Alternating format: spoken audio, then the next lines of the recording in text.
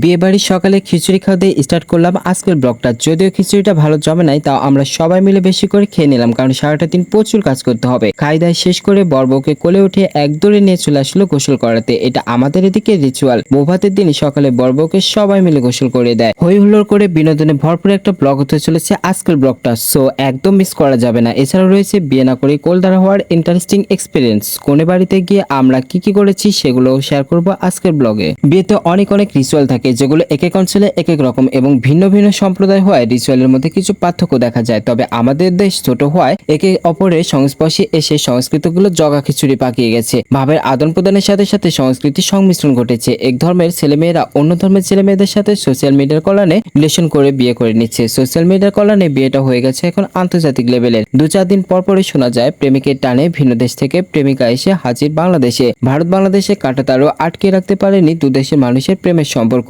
কিছুদিন আগেই আমাদের পার্শ্ববর্তী এলাকায় চীন থেকে প্রেমিকের সাহায্যে প্রেমিকাকে বিয়ে করার জন্য এমন নজির অনেক রয়েছে। আগের দিনের প্রেমগুলো ছিল হার্ট টাচিং, কারণ তখন তো এত ইজিলি চাইলেও কন্ট্যাক্ট করা যেত না। চিঠি আদান প্রদানের মাধ্যমে প্রেমগুলো ছিল একটু বেশি পিওর। চিঠির জন্য মাসের পর মাস ওয়েট করতে হতো। ভাবা যায় তখনকার দিনের প্রেমিক প্রেমিকার কত ধৈর্য ছিল। এমন ধৈর্যের পরীক্ষা দিতে গেলে তো এখনকার দিনের ছেলেমেয়েরা ফেল মারবে। আর সব সম্পর্ক তো এখন আর পূর্ণতা পায় না। একটা সম্পর্ক পূর্ণতা পায় যখন দুইটা ফ্যামিলির সম্মতিতে বিয়েটা হয়। অনেক বগর করেছি, এবার আসি মূল পয়েন্টে। বর বউয়ের গোসল ফাইনালি শেষ হলো। বর আবারও বউকে কোলে উঠিয়ে এক দৌড়ে ঘরে পৌঁছে দিল। মনে হয় শ্বশুর বাড়িতে একদিন খেয়ে স্ট্যামিনা বেড়ে গেছে। বৌভাত উপলক্ষে যে কর্মযজ্ঞ চলছে সেটা ভিজিট করতে গেলাম। যেহেতু গরমের দিন আর খোলা জায়গায় রান্না করতে হবে, তাই সকাল সকাল রান্না স্টার্ট করে দিয়েছে। বিয়ে বাড়ির মেনুগুলো রেডি করার ভিডিও করতে চেয়েছিলাম, বাট এই গরমে ভিডিও করা আমার পক্ষে পসিবল না। তাই নেক্সট কোনো ভিডিওতে বিয়ে বাড়ির শাহী রান্নাগুলো শেয়ার করব।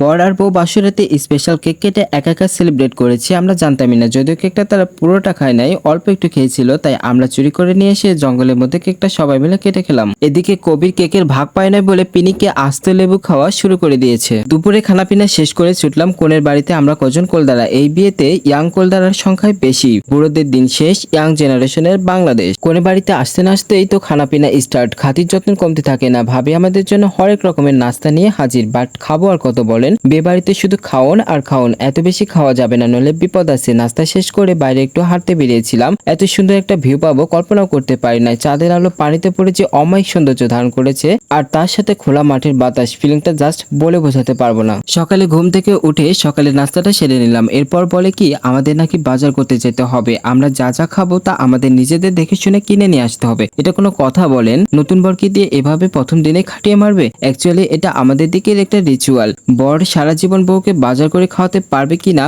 এবং কেমন বাজার করতে পারে সেটা দেখার জন্যই এই রিচুয়াল তৈরি হয়েছে। কি আর করার, সবাই রেডি সেডি হয়ে বেরিয়ে পড়লাম বাজারের উদ্দেশ্যে। আমরা যাচ্ছি আত্রাই বাজারে বাজার করতে। আত্রাইয়ের প্রাকৃতিক সৌন্দর্য আগেই আমি আপনাদের সাথে শেয়ার করেছি। বর্ষাকালে চলনবিলটা হয়ে টুরিস্ট স্পট। বিভিন্ন অঞ্চলের মানুষ পানির সৌন্দর্য উপভোগ করতে ভিড় জমায়। সত্যি এই অঞ্চলের সৌন্দর্যে বারবার প্রেমে পড়ে যাই। ফাইনালি আমরা চলে আসলাম আত্রাই বাজারে। বাজারটা তেমন বড় না, তবে বাজারটা ছিল সুন্দর সাজানো গোছানো এবং পরিষ্কার, তাই আমাদের বাজার করতে তেমন কষ্ট হয় নাই। আত্রাই নদীর তীরে বাজারটা অবস্থিত হওয়ায় এ বাজারের নদীর বিভিন্ন ধরনের মাছ পাওয়া যায়। এজন্যই বাঙালিকে মাছে ভাতে বাঙালি বলা হয়। বাংলাদেশে অসংখ্য নদ নদী ছড়িয়ে ছিটিয়ে আছে। নদীমাতৃক এ দেশে মাছের অভাব নেই। মৎস্য চাষে বিপ্লব হওয়ায় বাংলাদেশ এখন মৎস্য রপ্তানি করে প্রচুর বৈদেশিক মুদ্রা অর্জন করছে। আমরা বাহিনীরা সব বাজার ঘুরে ঘুরে বোয়াল মাছটা নেব বলে ডিসাইড করলাম। শুধু একরকম মাছ কিনলে তো হবে না, তাই সামনের দিকে এগোতেই নতুন এক মাছের সাথে সাক্ষাৎ হলো। মাছগুলো কিউট করে তাকিয়েছে আমার দিকে। আমি এই মাছের নামও জানি না, লাইফে ফার্স্ট টাইম এই মাছ দেখলাম এন্ড কিনলাম। তারা যারা নাম জানেন তারা কমেন্ট করে অবশ্যই জানাবেন। তারপর গেলাম মুরগির বাজারে মুরগি ক্রয় করার জন্য। মুরগিগুলো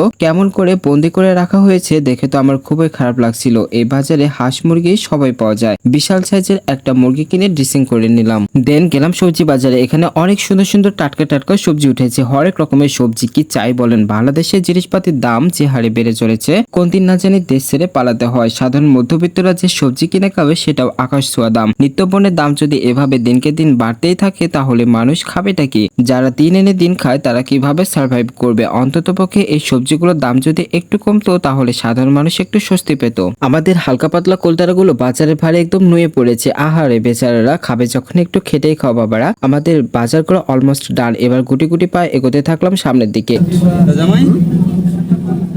বাজার কেমন লাগলো? বিয়ের পর শ্বশুরবাড়ির প্রথম যে বাজার করে নিয়ে যাচ্ছেন, বাজার কি করলেন দেখি এক না? বাবারে লাউ শাক আর কিছু কেনেননি? এই লাউ আর শাক। ও, এইদিকে আবার কি খেলে মরিচ? মাছ টাছ কর। আহারে, দেখা যাক শ্বশুরবাড়ির লোকজন কি বলে।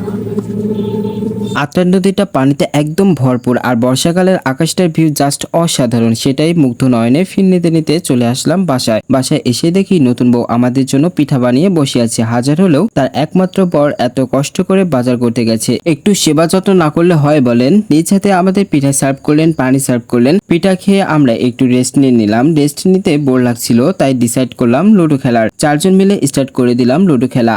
আর দেখেন কতগুলো দর্শক এসে হাজির আমাদের খেলা দেখার জন্য। ফাইনালি লুডো ম্যাচে আমি হলাম উইনার অ্যান্ড নতুন বর হলো সেকেন্ড। আর ওরা দুজন পুটের জন্য আধা ঘন্টার মতো লড়াই করলো। আর তারপর আমাদের বিয়ানগুলো এসে হাজির, তারাও নাকি লুডো খেলবে। নতুন বরকে তার শালাশালিদের সাথে লুডো খেলতে লাগিয়ে দিলাম। তাদের ম্যাচটা শেষ না হতে ফিরনির লোকজন চলে আসছিল, তাই আর খেলাটা শেষ করা হয় নাই। দেন আমরা চলে আসলাম খাবার খাইতে। লাঞ্চ টাইম হয়ে গেছিল, তাই দুপুরে খাবার খাইতে বসে পড়লাম। ঘটক মশাই তো আমাদের দেখাচ্ছিল দেখো কেমনে খাইতে হয়। ওইদিকে দেখি বড় মুরগির লেগ পিসটা নিয়ে পোস্ট দিচ্ছে। আসলে নতুন বার একটু লজ্জা পাচ্ছিল, তাই পোস্টটা ভালোভাবে দিতে পারে নাই। ফাইনালি আমাদের কেনা সেই বোয়াল মাছের পিসটা আমাদের প্লেটে পড়লো। স্বাদটা ছিল ভীষণই সুন্দর। আসলে নদীর মাছ একটু বেশি স্বাদ হয়। লাইফে ফার্স্ট টাইম কোলদার হয়েছি, আর সম্মানী স্বরূপ শার্ট প্যান্টের পিস দিয়েছে, সেটাই হালকার উপর ঝাপসা মেরে আপনাদের সাথে শেয়ার করে নিলাম। তারপর বিদায় আদায় নিয়ে রওনা দিলাম বাড়ির উদ্দেশ্যে। আজ এ পর্যন্ত, নেক্সট ব্লগে দেখা হচ্ছে। সে পর্যন্ত সবাই ভালো থাকবেন।